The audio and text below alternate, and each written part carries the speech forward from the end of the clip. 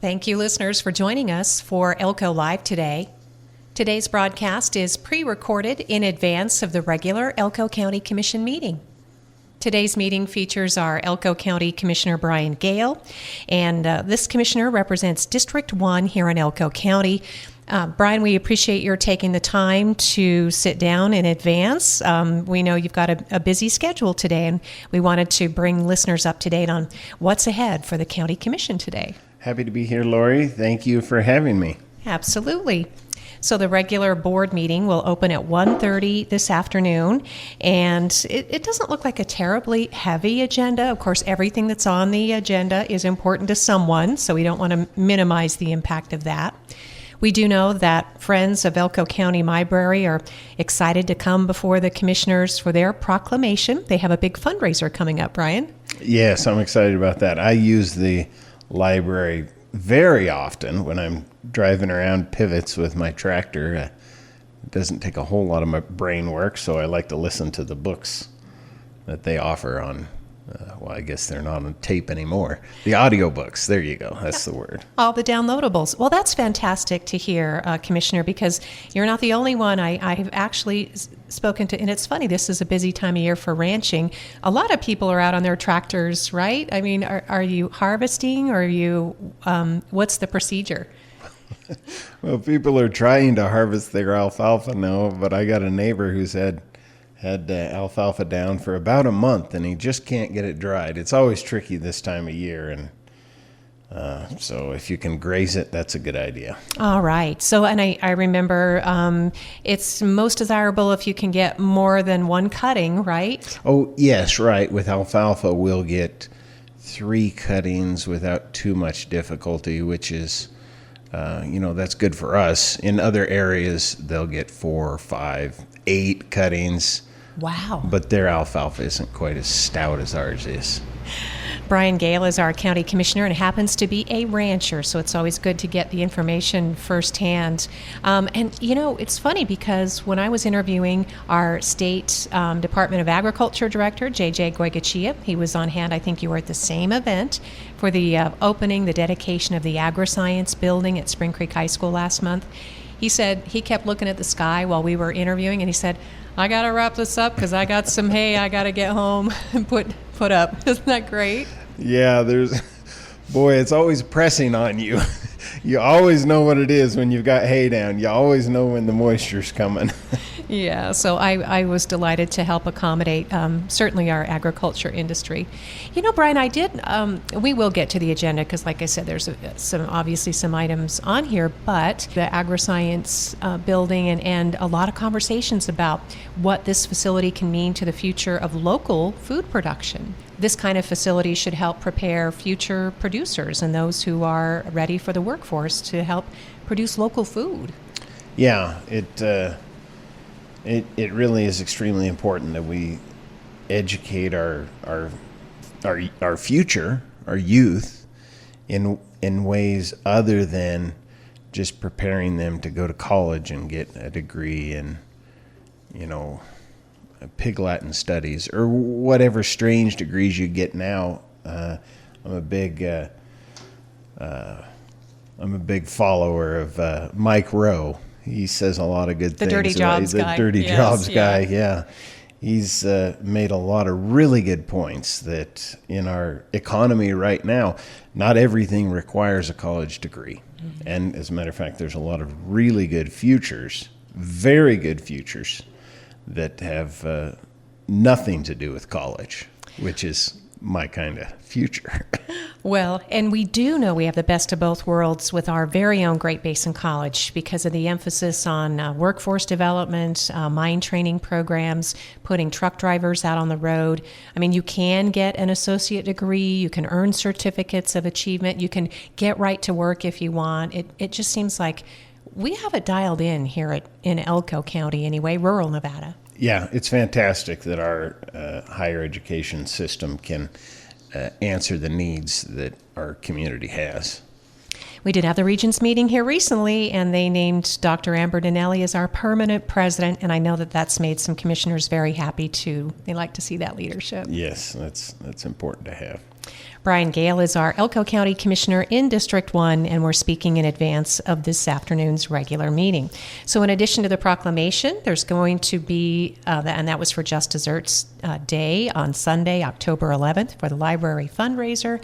But there's going to be a presentation from Dr. Loretta Singletary from UNR's Extension Specialist, the Where We Live project. And I was thinking this might involve you and some of your fellow ranchers. Yes, I've just briefly looked at the presentation she's given, so I don't really know exactly what direction they're going to go, but it looks like they're focusing on the Humboldt River and the basins involved there, and that's extremely important for us. Of course, Nevada, the driest state in the nation, the water's a fairly big deal for us, to say it mildly. Yeah, definitely, especially as growth continues, and we're, there's a lot of scrutiny right now on water resources from downriver users. I mean, even though we have aquifer, certainly what's being pumped out, whether it's for industry, mining applications, or just growth of our municipalities. Yeah, it's pretty important that we figure out how to do this right. Right now, there are a number of models that show a number of different things. We have to make sure that the models actually represent reality. And right now, it looks like the models aren't showing what we're doing in Elko County. And so they might curtail. Well, I'm not going to say that. If there ever were a possibility of curtailment, we would want to make curtailment. So reducing the amount of water that could be pumped. We want to make good and sure that it follows the very best science. And so does the state engineer. So working in tangent with that, part of the UNR extension project, the researchers are looking at how rural communities in particular cope with drought, heat, and wildfire in the Humboldt River Basin. So they're soliciting feedback from area residents, especially those who are in agriculture, as well as land and water managers. So that presentation's near the top of the agenda. Yeah, that's fantastic. That, it's wildfire is a pretty big deal every single year, and we had a really big one this year. One of my constituents recently has proposed and ongoing has proposed increase in our grazing, and I can see that from my experience with fighting wildfires. You have to have a certain amount of fuel to keep the thing going, and if we can employ my father-in-law used to always call them his sisters, the cows. I get it. If we can employ our sisters to eat that stuff down, then there won't be any fire, or the fires will end very rapidly, always remain small. And that is such a compelling point, because we have seen some recent studies that show that, yes, grazing can benefit species, can coexist, obviously, with sage grouse, can reduce the risk of wildfire. I think it's taken time, but some of these studies are being taken seriously. But now the question begs, do we have the market for the cattle? Because that's what I ask, my friends who are producers. They say, well, it's expensive. This is an expensive industry. We've got to have a market for all those cattle, right? I mean, is that a challenge? Yeah, good question. Right now, I'm fixing to sell a bunch of yearlings, and I'm feeling pretty happy because the price for my yearlings is at an all-time high. So yeah, the market exists. Now, there is the question, do we have to compete with Brazilian beef or Australian beef, or I don't know if they make beef in Paraguay, but any other place on earth that wants to send their beef here, we need country of origin labeling that actually shows where that steak is from. And please don't tell me that we can't do it, because we certainly can. And we need to have, full disclosure so the customer makes the choice, makes the informed decision. Because if there's two steaks sitting on the shelf, and one is made in Ruby Valley and the other one is made in Chile, or not say Chile, I like Chile, somewhere else, the customer then gets to choose. And if they want to pay an extra $1 to get my beef, then they have that option. And I think it's just extremely important that we actually have that country of origin labeling. Yeah, and then maybe get FTC to work on busting up those meat packing monopolies, because we know that's also been the challenge too, Brian. Yeah, I think answering the legislation we have with more, or the regulations we have with more regulation is not quite the answer we need. The meatpacking industry became greatly regulated after the printing of The Jungle by Upton Sinclair. So Upton Sinclair was a communist, and he was trying to get everybody to join his cause. And to do that, he exposed, in The Jungle, he exposed the Chicago meatpacking plant. Well, he didn't convert anybody to communism. He says he aimed for their heart and he hit them in the gut. But he did get a lot of regulations about meatpacking. I just don't think we need as many regulations as there are. The beef that I eat is not USDA inspected. The plant where I get my meat locally processed is inspected occasionally, but they do not pay to have somebody in a white jacket there all the time. I don't think it's necessary, particularly today. You can have a webcam on your meatpacking plant and show 100% of your activities all day long. And we could say, if that's posted, if, say you got Smith Brothers Meatpacking, I don't know if there is such a thing. If you had Smith Brothers Meatpacking and they had a webcam showing all of their activities, then there would be no question. Customers could feel confident looking to see what they're doing at any time. That's what we need. What we don't need is to get Big Brother to hop in there and give us more regulations that pile on top of the previous regulation. We just need to deregulate. That's what I'm talking about. Well, we may well be headed in that direction, so that should be good news, obviously. I know that's not on the agenda, but it's always good for people to, hear the various perspectives. And Brian is our county commissioner representing District 1 today. There is an item on the agenda for this afternoon's meeting regarding a liquor license. We don't have to get into detail. It's likely to be it is a hearing of sorts, and the county commissioners have the authority to review liquor licenses and determine what actions are needed. The recommendations come from, I believe, the sheriff, who is the initial inspector of conditions at places like this. Yes, right. We feel that it's very important. Two things. We feel that it's very important to have our liquor licensed, just so that not anyone on the street is selling, potentially dangerous substance, because it is a potentially dangerous substance. So we do like to keep a handle on it. On the other hand, we like to let the market do, laissez-faire. So at least my personal stand is to intervene as little as possible, but absolutely as much as necessary.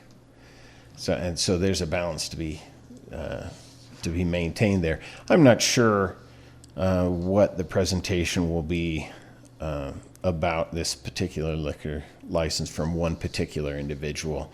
I've heard rumors, and that's all I've heard so far. So, all right. I don't know. The evidence will be presented during the meeting today. Yes. And then you can decide with the rest of the board. And also in talking with our Commissioner Gale, the Board of County Highway Commissioners, they're going to discuss, possibly approve the 5-year road maintenance plan, the agreement, with National Oil Well Varco. And roads are always a big issue, especially for rural and county residents, Brian. Yeah, Delmo tells me, I think it's Delmo who tells me how many miles of county road we have and how many miles are paved. And it's big. We're a big county. We're the second largest county in the contiguous 48 states. And we've got a lot of roads. So it's important that we maintain whatever it is we are maintaining. Some of them are maintained regularly. Some of them are maintained as needed. And I've had constituents get a hold of me to bend my ear about their road. And it seems like every time I hear about it, I call up the roads maintenance supervisor, and he says, funny thing, we just looked at that last week and we're going to be starting on it. So I don't know if he's just saying that. No, I doubt it. I bet he's gotten the call right before you got the call. Yeah, so sometimes that's what it takes. I know with our public lands agencies, they say they just can't be everywhere and they don't know if there's a washout or a problem. So always a good idea to pick up the phone and call someone, let them know if there's a problem. Feel free to call me. Okay. Brian Gale is our county commissioner in District 1. We're talking in advance of our regular county meeting that opens at 1:30 today. There is discussion of the grant award approval for the Joining Forces Program grant, and this is for the Sheriff's Office. They're going to be focused on seatbelt, child passenger impaired driving, distracted driving, speed and pedestrian laws if this funding is approved. Yeah, I have mixed feelings about this. For 25%, our 25% match requirement, we get a bunch of money to help our sheriff's office perform various functions. I'm a little hesitant to start modifying our behavior just because money comes in. So we only have to pay 25%. That's great. So it's 75% free money, but we're doing whatever that free money says we're doing. So I'm hesitant to accept that now. Well, I haven't seen the whole thing. I don't know what it's looked like, and I don't know how important it is. But if there were a grant, similar grant like this, that has the sheriff going around to all of our beds and checking for that little tag that says you can't remove it for smoking in bed, I would not approve that. Yeah, this one's, it is for highway safety in particular. Just, I don't want anybody to get confused thinking someone's going to knock on the door, Brian, just in case. Excuse me. Yeah, that's okay. That's all right. I was just trying to be funny. Yes, and you were making a point. The grant award is for $22,000, and the Sheriff's Office, as you mentioned, covers a 25% match through money already budgeted for salaries. So, yeah, it'll be up for discussion, and we'll see whether or not it's approved. Other commissioners may feel the same way you do. They may have some more questions. So, under Elko County Fire Protection District, there is discussion of the community-based public safety organizations funding that's allocated. Again, this is another grant to be considered. This one has to do with improvements at the Rendon Volunteer Fire Department, so they can finish up, I think, their new fire station facility. Yeah, no, I think there's two different items there. Okay. So the first one is a grant that will help support, community-based public safety organizations. Oh, I see. So I'm not sure exactly what that has in mind yet. Mm-hmm. And, we don't discuss these things together as the commission beforehand. There's public meeting laws. And so I can't call up the other commissioners and say, well, how do you fit? No, that doesn't happen. So the first thing I'll hear about it, the specifics, will be as I'm sitting there in public. So what this is saying to me,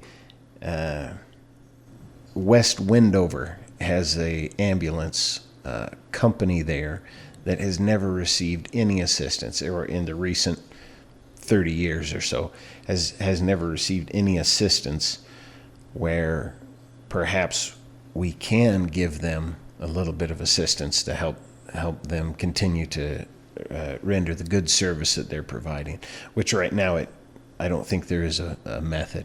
So I'm not sure, but it seems like this grant program might be a way that we can sprinkle out some of the funds that we have to make sure that the public health is well tended for. Oh, yeah, that makes sense. And I'm sure that there's been a panel look over this. This is allocated through competitive application rounds, it says, and it is a non-action item, so it looks as though a courtesy in the beginning to the commission, because the award is made by the Elko County Commission. So this sounds like it might come back to you for final action. Yes, right. And then the other one is what I'd mentioned, the separate item 1.2 is the Rendon Volunteer Fire Department's round of funding for their fire station.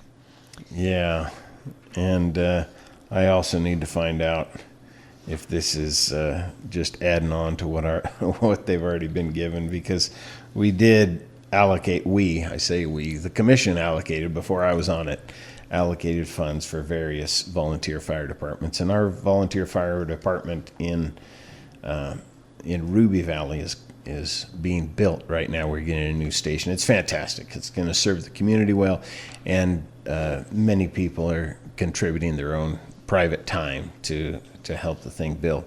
The local fire departments can build it much more effectively than the county can. So there has been funding. I'm not sure if this means we're going to give an extra $350,000 to the Rendon Fire Department. And if it is, I would hate for that to create a trend. I'd hate to see this go to all of the fire stations that we've allocated money for. Yeah.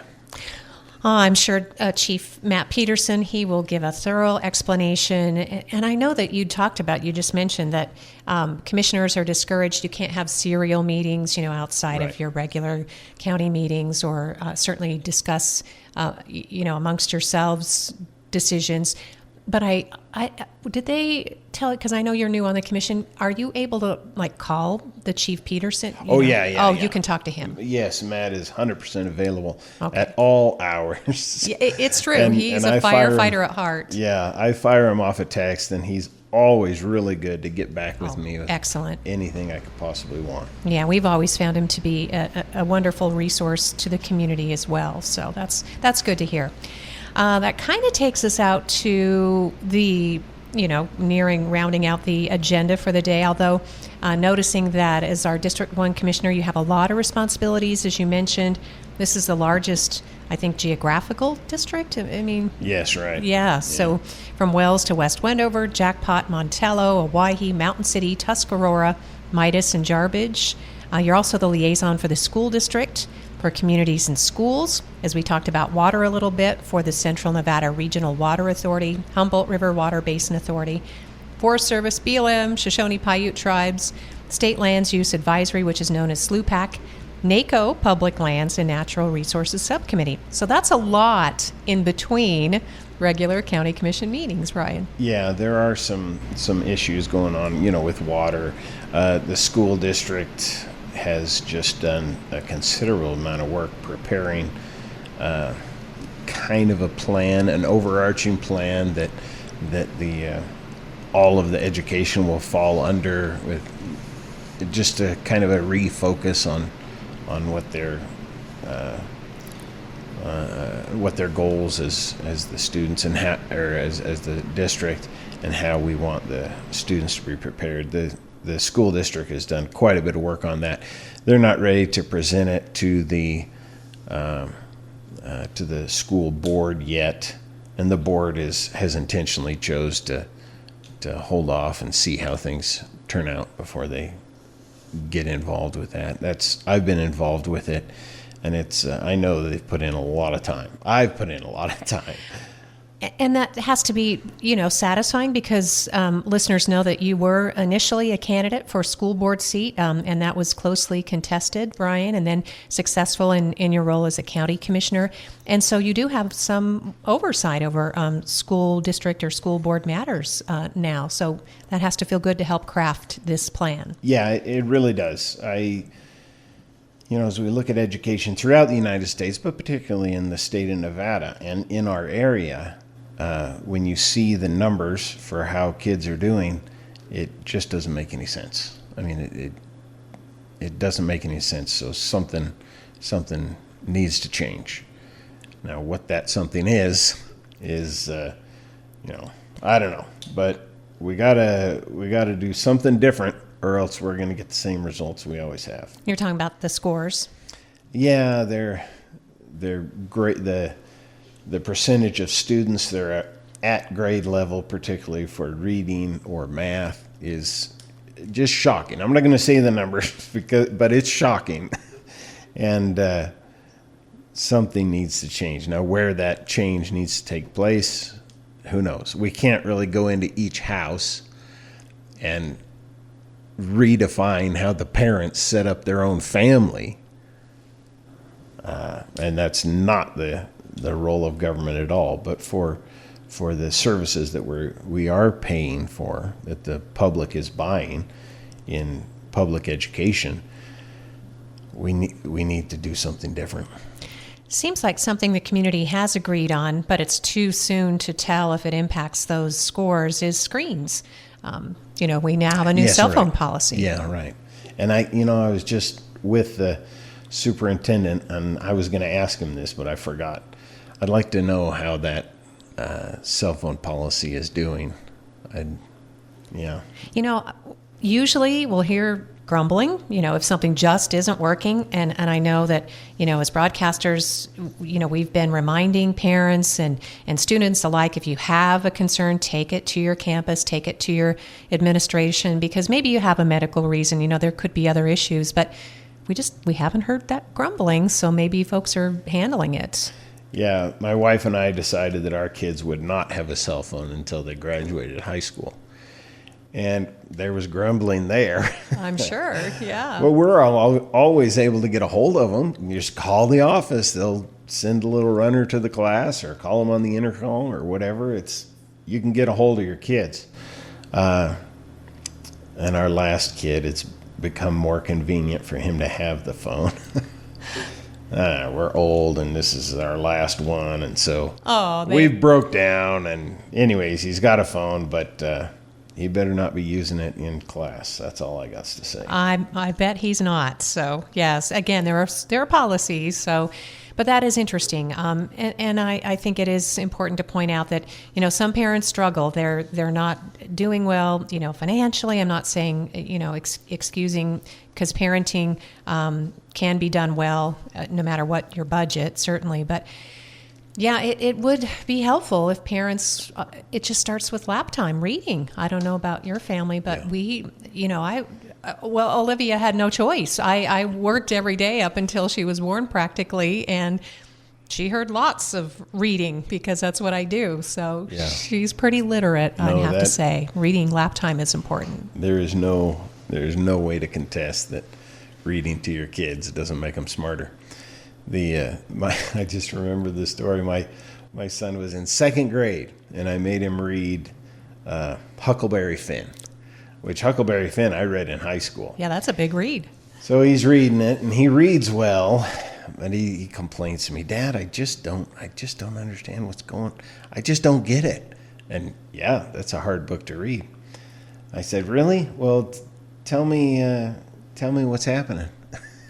And then he recounts the entire story. Of course he does. So he'd struggle on a sentence-by-sentence basis, but the chapters he was getting, and at that time I just wanted him to know that it's okay to struggle with your reading. It doesn't always have to be, cotton candy reading. Captain Underpants. Yes. Yeah. That's really a great story, Brian. I'm glad you shared that, because I do think that even though he didn't understand, he came to you and said, and you talked about it. You have this wonderful memory now because of that opportunity. And if all parents could only keep that in mind, put down your screens too, parents, because that's you're setting an example for them. So I know in the short time that we have, we want to wrap up today's program, send you, because you've got some meetings in advance of the regular county commission meeting at 1:30. So our Commissioner Brian Gale was kind enough to spend some time doing this program in advance. Did we get to all the things you were hoping? Yeah, this meeting was a little light. We covered even a little bit bonus there. Yeah, we did. I brought a couple of handouts.